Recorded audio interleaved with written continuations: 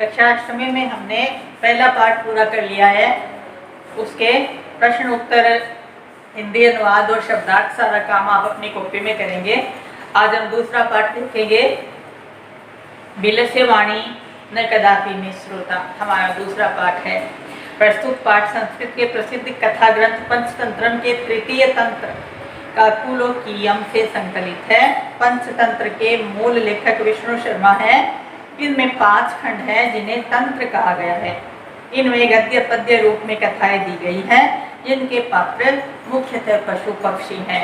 यानी विष्णु शर्मा के द्वारा लिखा गया जो पंचतंत्र ग्रंथ है, उसके अंदर हमें अच्छी अच्छी प्रेरणाएं देने वाली कहानियां हैं और उसके पात्र प्रमुख रूप से या अधिकतर कहानियों में पशु या पक्षी ही होते हैं। तो हमारी इस कहानी में भी ये 2 पशु हैं जो आपस में बातचीत कर रहे हैं। और क्या है, खरन खर नाम का एक शेर है जो सियार की गुफा में घुस जाता है। भूखा है वो, और वो इस चक्कर में उसकी गुफा में छुप जाता है कि कुछ ना कुछ भोजन तो मुझे यहाँ पे मिलेगा ही। तो फिर सियार तो चतुर होता है, वो उसके जाल में आता नहीं है। तो कैसी कहानी है हम देखते हैं। कस्मिंश्चित् वने खरन खर नाम सिंह प्रतिवसति स्म। कस्मिंश्चित् वने किसी जंगल में खरन खर उसका नाम है। खरन खर नाम का सिंह यानी शेर प्रतिवसति स्म यानी रहता था। किसी जंगल में खरन खर नाम का शेर रहता था।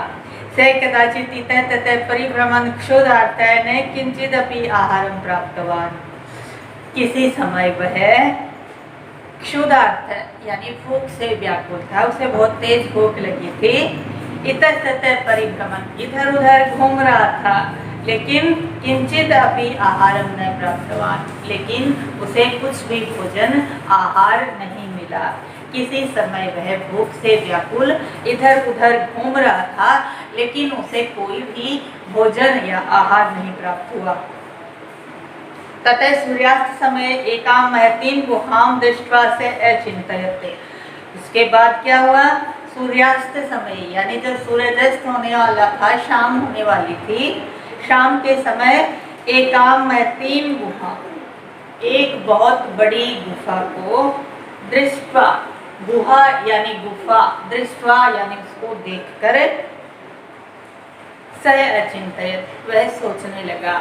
शाम के समय तक उसे कुछ नहीं मिला और शाम को एक बहुत बड़ी गुफा को देखकर वो सोचने लगा। नूनम एतस्याम गुहायाम रात्रो कैपि जीव आगच्छति अतः त्रयो निगूढ़ो भूत्वा तिष्ठामि। क्या सोचता है वो कि नूनम यानी निश्चित ही, एतस्याम गुहायाम इस गुफा में, रात्रो यानी रात्रि में, रात को, कोई जीव कोई भी जानवर आगच्छति यानी आता है। निश्चित रूप से इस गुफा में रात को कोई ना कोई जानवर आता है। अतः अत्रैव निगूढ़ो भूत्वा, इसलिए अत्र एव यानी यहीं पर ही, निगूढ़ो भूत्वा यानी छुप करके, तिष्ठामि यानी बैठ जाता हूँ, इसलिए मैं यहीं पर छुप कर बैठ जाता हूँ। एतस्मिन् अंतरे गुहाया स्वामी दधिपुच्छ नामक श्रीगालः समागच्छत्। और वो छिप कर बैठ जाता है अंदर। उसी समय गुहाया स्वामी, उस गुफा का मालिक जो है, गुफा का स्वामी जो है, जो उस गुफा में रहता है, वो दधिपुच्छ नाम का सियार है, जिसका नाम है दधिपुच्छ, वह समागच्छत् आ जाता है। उसी समय गुफा का मालिक दधिपुच्छ नाम का सियार वहां पर आ जाता है। सहसे यावत् पश्यति तावत् सिंह पद पद्धति गुहायां प्रविष्टा दृश्यते न च बहिरागता।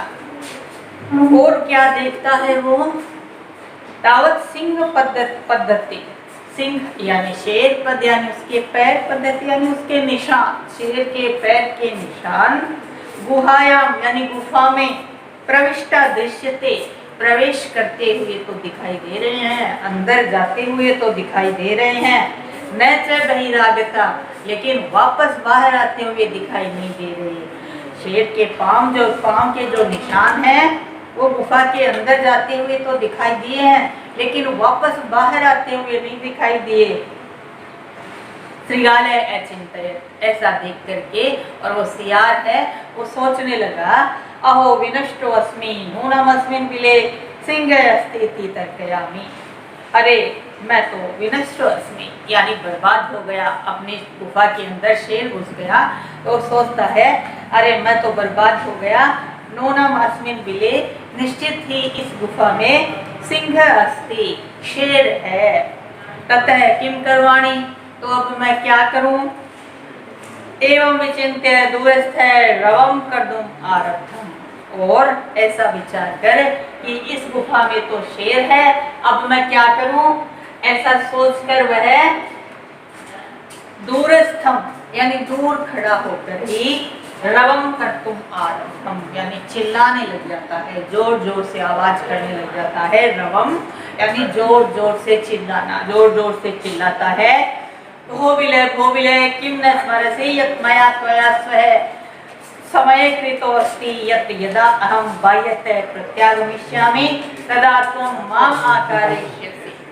क्या कहता है वो चिल्लाकर, जोर जोर से बोलकर क्या कहता है, अरे गुफा, अरे गुफा, क्या तुम्हें याद नहीं कि तुमने मुझसे ये वादा किया था, त्वया समय कृतो अस्ति, तुमने मुझसे ये वादा किया था कि यदा अहम, मैं जब भी बाह्यतः आगमिष्यामि, बाहर से आऊंगा, तदा त्वम, तब तुम माम आकारयिष्यसि, मुझको आवाज दोगी या मुझे पुकारोगी।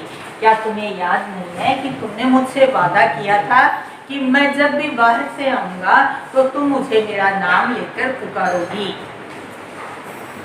यदि त्वं माम न आह्वयसि तर्हि अहम द्वितीयं बिलं यास्यामि। और क्या बोला आगे, यदि तुम मुझे नहीं पुकारोगी तो मैं दूसरी जगह या दूसरी गुफा में चला जाऊंगा।